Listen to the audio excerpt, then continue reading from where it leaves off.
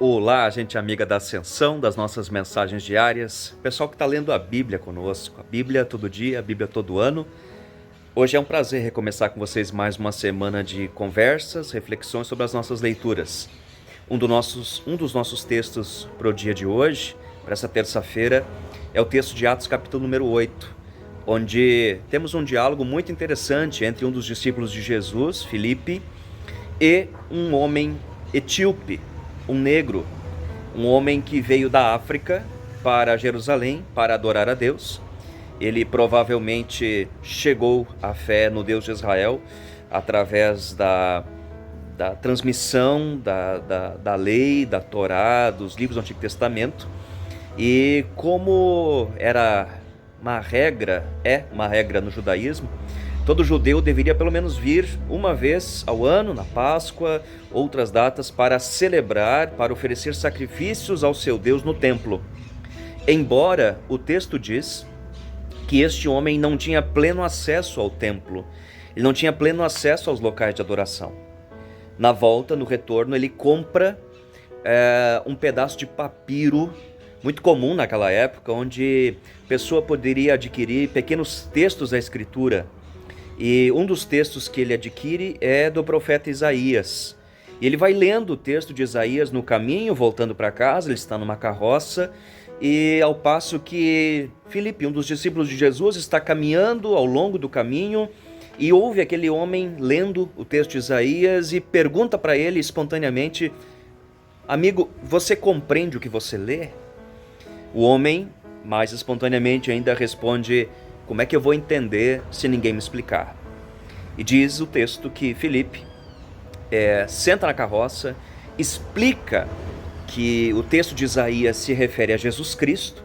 Esse homem, ele entrega a sua vida ao Senhor, ele acredita, ele passa a crer na ressurreição de Jesus, algo que ele não conhecia, e é então logo batizado.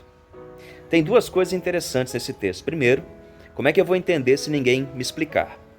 Eu aqui em casa, eu estou aqui no pátio de casa, talvez você não consegue ver, mas eu tenho uma pequena estufa onde eu gosto de plantar as minhas alfaces e eu gosto de plantar uns pezinhos de rúcula.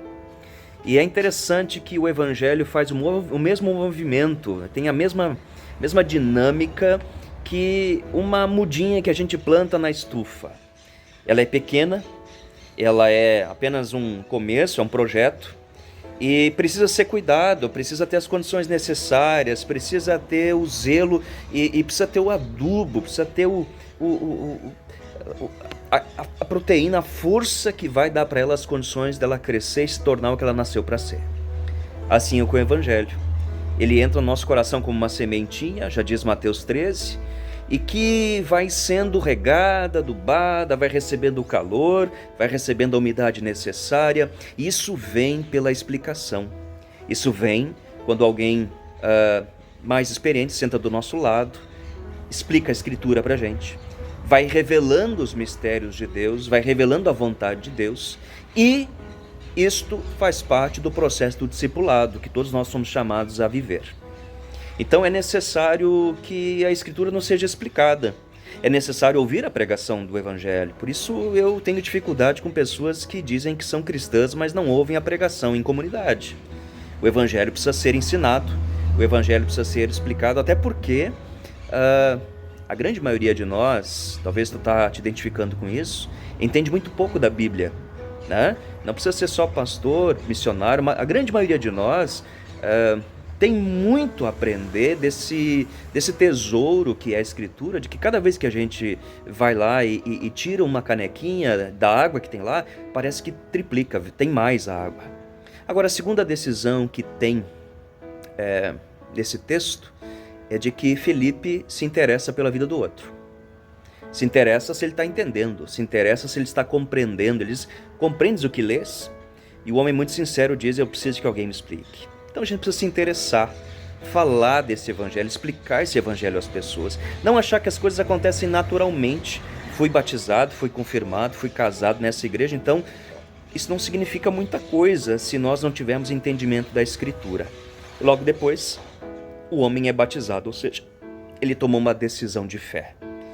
Que Deus abençoe seu dia, que você tenha desejo de conhecer mais dessa Escritura E que o conhecer da Escritura leve você, leve a mim, leve a todos nós, a cada novo dia tomarmos uma nova decisão por Jesus. Não precisamos mais ser batizados, se já fomos.